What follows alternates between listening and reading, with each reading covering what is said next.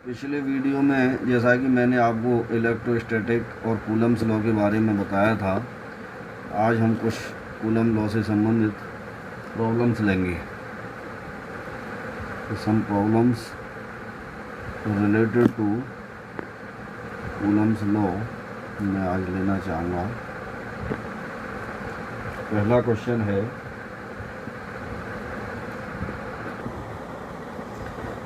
तो पहला क्वेश्चन है electric force between 2 point charge is F. 2 point चार्जों के बीच में फोर्स एफ है। When they are placed at R distance apart in air. Now both charge are dipped in liquid of dielectric constant epsilon R. What separation should be between two charges so that force remains same. इसका solution देखिए। 2 point charge हैं, माना एक Q1 है, दूसरा Q2 है और air में रखे हुए हैं ये, इनके बीच में डिस्टेंस R है। तब इन दोनों के बीच में क्या फोर्स होगा? F बराबर 1/4 pi epsilon not Q1 Q2 बटे R², माना ये F1 है। अब इन्हीं दोनों चार्जों को मैं किसी मीडियम में रखता हूँ और इस मीडियम का डाइलेक्ट्रिक कांस्टेंट माना एप्सिलॉन R है। तब ये डिस्टेंस माना D है। ये D क्या होनी चाहिए कि फोर्स जो F2 है इन दोनों के बीच में वो F1 के बराबर। इसका मतलब ये है, तो F2 बराबर F1 के होगा। इसके लिए इनके बीच की डिस्टेंस क्या होगा? तो F2 का मान क्या होगा? नए मीडियम में 1/4 पाई एप्सिलॉन Q1 Q2 बटे D²। इक्वेशन 1 और इक्वेशन 2 से हम देखेंगे दोनों बराबर होंगे। 1/4 pi epsilon not Q1 Q2 बटे R² बराबर 1/4 पाई एप्सिलॉन। एप्सिलॉन का मान क्या होता है? एप्सिलॉन नॉट एप्सिलॉन R, मैंने बता चुके हैं। इसीलिए ये हम एप्सिलॉन की जगह हम लिख सकते हैं epsilon not epsilon R Q1 Q2 upon D²। 1/4 pi epsilon not से कैंसिल, Q1 से Q1 कैंसिल, Q2 से Q2 कैंसिल।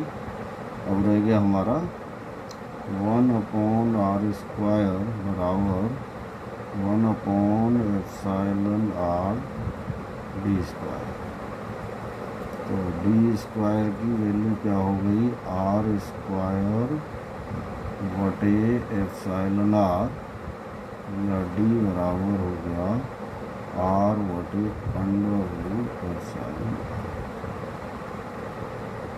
R। इस तरह से D का मान इतना होना चाहिए। इसी प्रकार से मैं एक दूसरा क्वेश्चन आपके सामने रखता हूँ। अगला क्वेश्चन है, force between point charges is F between 2 points A and B। 2 point A हैं और दूसरा पॉइंट B है। यहाँ पर माना 2 चार्ज हैं, पॉइंट चार्ज हैं।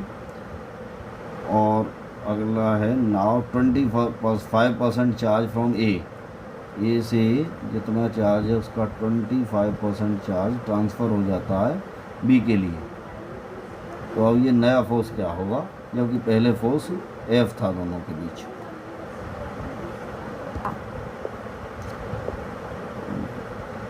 तो ये जो क्वेश्चन है इसके अनुसार माना ए पर चार्ज हमारा कैपिटल Q है, बी पर भी इक्वल चार्ज हैं, दोनों कैपिटल Q है। फोर्स बिटवीन 2 पॉइंट चार्ज हैं, एक पर कैपिटल Q है, दूसरा पर कैपिटल Q है। अब 25% चार्ज इसका ट्रांसफ़र हो जाता है। इसका मतलब Q/4, Q का 25% कितना हुआ?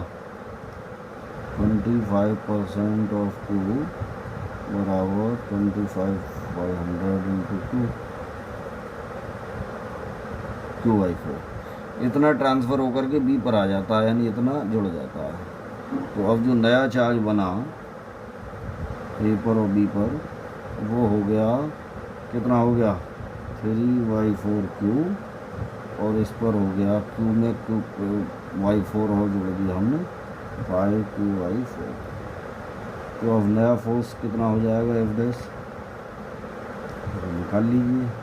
एफ डैश बराबर 1/4 पाई एप्सिलॉन नॉट, q1 की जगह 3y4q, q2 की जगह 5qy4 अपॉन में r²। पहला वाला f है, इस f की वैल्यू क्या होगी कि q बटे में r²। तो कितना हो गया ये 5 × 15/4 15/16 15/16 1/4 पाई एप्सिलॉन नॉट q गुणा q बटे r², 3/4 और 5/4, 5×3 = 15/16। तो ये हमारा 15/16 F हो गया। इसका मतलब फोर्स डिक्रीज हो गया, कितने % डिक्रीज हो गया ये हम देख सकते हैं। यानी पहले F था, अब 15/16 F रह गया। कितना कम हो गया देख लीजिए, 15/16 F बराबर F/16 डिक्रीजेस,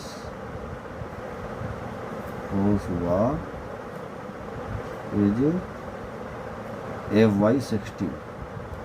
यानी कितने % हो गया, परसेंटेज डिक्रीज इन फोर्स अगर मैं देखूं तो कितना हो जाएगा F/16 × 100 डिवाइडेड बाई F। तो कितना आ गया ये 6.2% फोर्स डिक्रीज हो गया। इसी प्रकार ये क्वेश्चन 3 है। इस क्वेश्चन के अनुसार a free pith ball A of 8 gram carries a positive charge of 5 × 10⁻⁸ coulomb. अब ये कह रहा है what must be nature and magnitude of charge that should be given to second pith ball be fixed 5 centimetre below the former ball so that upper ball is stationary. इसका आप समझिए, एक pitch ball है ए, कोई suspend वगैरह लटकी हुई नहीं है, ऊपर है हवा में, और इसका जो वज़न है वो है 8 ग्राम, और इस पर चार्ज दिया हुआ है 5 × 10⁻⁸ कूलम। इस बॉल के ठीक 5 सेंटीमीटर नीचे एक दूसरी बॉल है बी। अब क्वेश्चन ये है कि ये जो ए बॉल है ये नीचे गिरेगी, लेकिन बी पर क्या चार्ज हो और कितना चार्ज हो जिससे कि ये नीचे ना गिरे, अपर बॉल स्टेशनरी बनी रहे। तो इसके लिए देखिए ए पर पॉजिटिव चार्ज है, तो देखिए बॉल ए है, जैसा कि मैंने अभी आपको बताया, इस बॉल पर कितने फोर्स काम करेंगे। एक तो ग्रेविटेशनल फोर्स काम करेगा mg,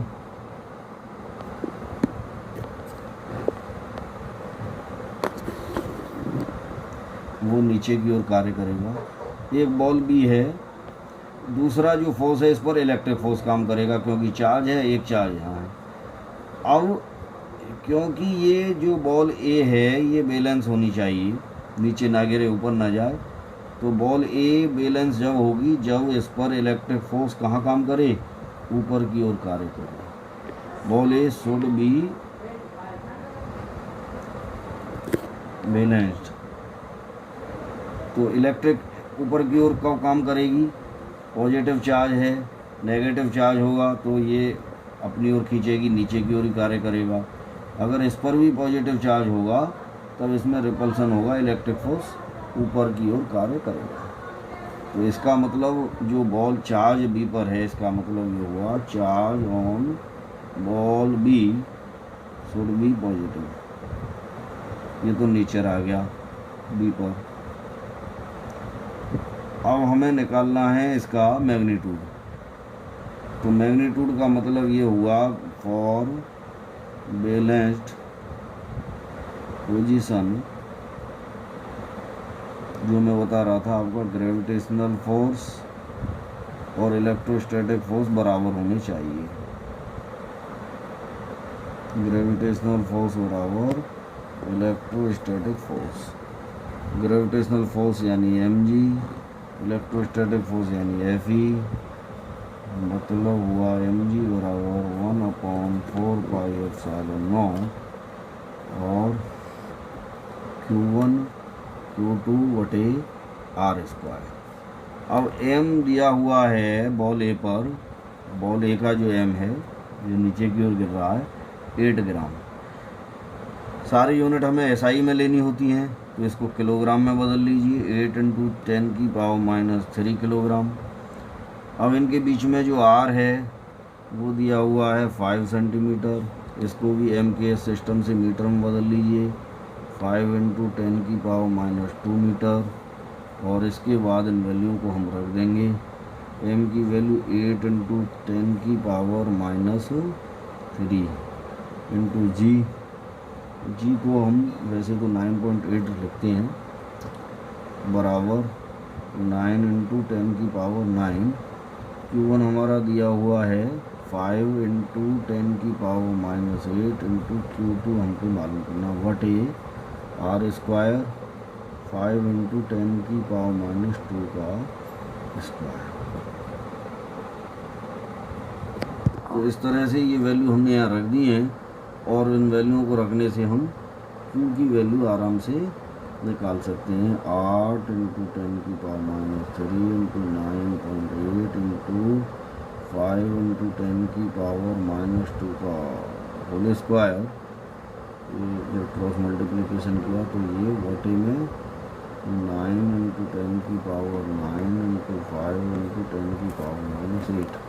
और जब हम इन्हें सोल्व करेंगे तो इसका मान 4.36 इंटू 10⁻⁷, और इस चार्ज की यूनिट कूलाम होती है CI। तो इस तरह से हम देख लेते हैं Q का मान निकाल सकते हैं। और क्वेश्चन नंबर 4 देखिए। 2 insulated charge copper sphere, copper है, इंसुलेटेड है, A and B have their centers separated by a distance of 50 centimetre. 50 centimetre की दूरी पर उनके सेंटर बने हुए हैं। तो क्वेश्चन है कि what is the mutual force of electrostatic repulsion if charge on each sphere is 6.5 × 10⁻⁷ coulomb. तो पहले तो mutual force of electrostatic repulsion निकालना है। अगली बात है compare this force with gravitational attraction if each we, हर स्फीयर का जो वज़न है वो मानो 0.5 किलोग्राम है। इसके और भी पार्ट हैं, पहले इनको करते हैं, इसके बाद में दूसरे पार्टों को देखेंगे। 2 स्फीयर हैं, सेम साइज के हैं। ये सेंटरों से इनके बीच की डिस्टेंस दी हुई है 50 सेंटीमीटर। 50 सेंटीमीटर का मतलब हो गया मीटर में, मैं इसे लिखूँगा 0.50 मीटर, इतना दिया हुआ है। और जो चार्ज हैं दोनों पर सेम है, Q1 बराबर Q2 बराबर 6.5 × 10⁻⁷ कूलम। तो दोनों पर जब पॉजिटिव चार्ज है तो रिपल्सन फोर्स लगेगा। F रिपल्सन जो होगा वो कितना होगा, 9 × 10⁹ इंटू 1/4πε0 आएगा, जिसकी वैल्यू 9 × 10⁹ होती है, इंटू Q1 6.5 × 10⁻⁷ इंटू 6.5 × 10⁻⁷ अपॉन में 0.50 का स्क्वायर। इसको अगर हम सॉल्व करें तो हमें रिपल्सन फोर्स का पता लग जाएगा। तो इसको सॉल्व आप कर लेंगे इसकी जो वैल्यू आएगी वो आएगी 1.5 इंटू 10⁻⁻² न्यूटन। अब दूसरी बात इसने कहा था कि हमें ग्रेविटेशनल फोर्स से इसकी तुलना करनी है। तो ग्रेविटेशनल फोर्स जो आपने +1 में पढ़ा था वो कितना होता है, Gm1m2/r²। जी यूनिवर्सल ग्रेविटेशनल कांस्टेंट है, इसकी वैल्यू आपकी पता होगी 6.67 इंटू 10⁻11 इंटू m1 मास दिया हुआ था, मास दिया हुआ है 0.5 kg, मास 0.5 kg है अपॉन r² वही 0.50 का स्क्वायर। और इससे हम ग्रेविटेशनल फोर्स निकाल सकते हैं। 0.5 और ये भी स्क्वायर है, दोनों कट जाएंगे तो इसकी वैल्यू यही आ जाएगी 6.67 इंटू 10⁻11 न्यूटन। तो सिमिलरली हम देख सकते हैं F इलेक्ट्रिक फोर्स और F ग्रेविटेशनल फोर्स के बीच में कंपैरिजन करें तो G इलेक्ट्रिक फोर्स काफ़ी बड़ा है, ये 1.5 इंटू, अगर मैं इसी ऑर्डर ऑफ मैग्नीट्यूड की बात करूं तो लगभग मैं ऑर्डर ऑफ मैग्नीट्यूड में इसे हम 1 ही मान लेंगे, 10⁻²। ऐसे 5 से बड़ा है 10 मानेंगे, 10⁻11, 10⁻10 और 10⁻10 का मतलब हो गया 10⁻2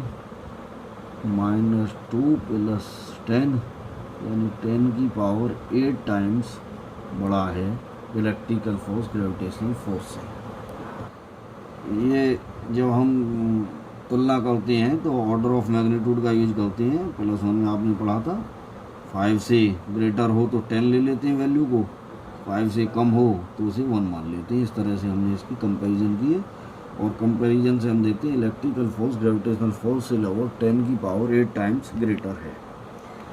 अब इसके बाद अगला पार्ट था इसका बी, वो देखें। Charge of each sphere is doubled and distance between them is halved. एक तो ये निकालना है और दूसरा पार्ट इसका ये है, sphere are placed in water जिनका डाइलेक्ट्रिक कांस्टेंट वाटर का 80 होता है। यदि मैं चार्ज को डबल कर देता हूँ Q1 डैश Q2 डैश बराबर 2Q1 या Q2, सिमिलरली डिस्टेंस हमने हाफ कर दी है, R डैश बराबर R/2, इस तरह से ले सकते हैं। और इस स्थिति में जो नया फोर्स होगा वो क्या होगा, F डैश बराबर K Q1 dash Q2 dash बटे R डैश का स्क्वायर। K का मतलब तो वही हो गया 9 इंटू 10⁹, Q1 डैश यानी 2Q, Q मान लेता हूँ पहले वाले को, Q1 डैश और Q2 डैश बराबर Q के बराबर है माना, ये Q2 डैश माना यानी 2Q और R डैश का मतलब R/2 का स्क्वायर। तो ये 2 का स्क्वायर ऊपर पहुंच जाएगा 4, 2 या 8 या 16 और ये वैल्यू आ जाएगी 9 इंटू 10⁹ इंटू Q स्क्वायर, ये हो गया ये Q1 Q2 और वटे में R का स्क्वायर। इसका मतलब F डैश हमारा कितना बढ़ गया, बराबर 16 टाइम्स बढ़ गया। और यदि हम इन्हीं चार्जों को, पहले वाले चार्जों को वाटर में रख दें, if charges are placed in water then F dash पहले मैंने बताया था बराबर F0/K होता है, के पास डाइलेक्ट्रिक कांस्टेंट है, उतना टाइम घट जाता है, के पास का मान 80 है।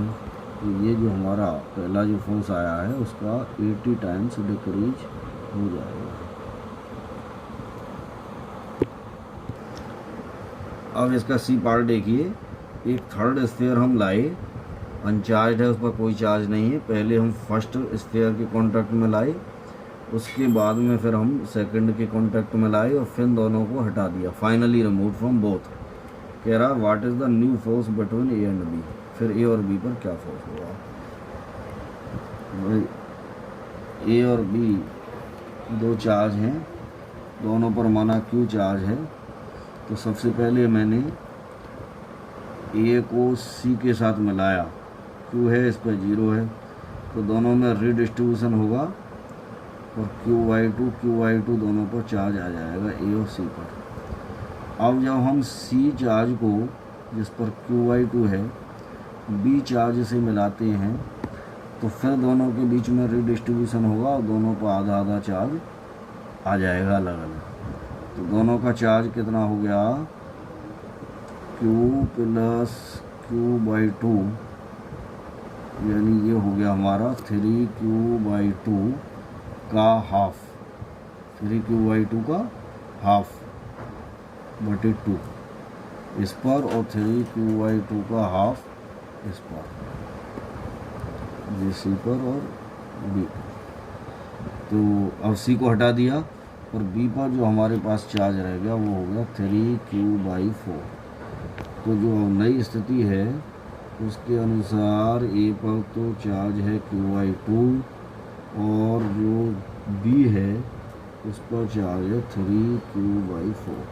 अब आप आराम से नया फोर्स निकाल सकते हैं। F बराबर K Q1 dash Q2 dash बटे R स्क्वायर बराबर K QY2 into 3Q/4 into में R स्क्वायर। 3Y2 और 8, ये हो गया 3/8 K Q² R², यानी पहला फोर्स का 3/8 टाइम्स ये नया फोर्स F डैश आता है। चाहें तो हम इसकी वैल्यू 3/8 इंटू F निकाल सकते हैं, जो हमने पहले F निकाला था 1.5 इंटू 10⁻⁻2 न्यूटन, और इसे सॉल्व कर सकते हैं। तो भाइयों, इस तरह से मैंने आपको कुछ न्यूमेरिकल्स कराए हैं। इन क्वेश्चनों को आप ध्यान से पढ़िए। आगे की वीडियो में भी मैं कुछ क्वेश्चनों को लेकर के आऊँगा और अगले टॉपिकों को बताऊँगा, जैसे इलेक्ट्रिक फील्ड और भी आगे इलेक्ट्रोस्टैटिक से संबंधित जो भी प्रॉब्लम्स हैं उनको दूर करूँगा। सुपरपोजिशन प्रिंसिपल वगैरह, करंट, इलेक्ट्रिसिटी और बहुत सारे टॉपिकों को आगे पढ़ाएंगे।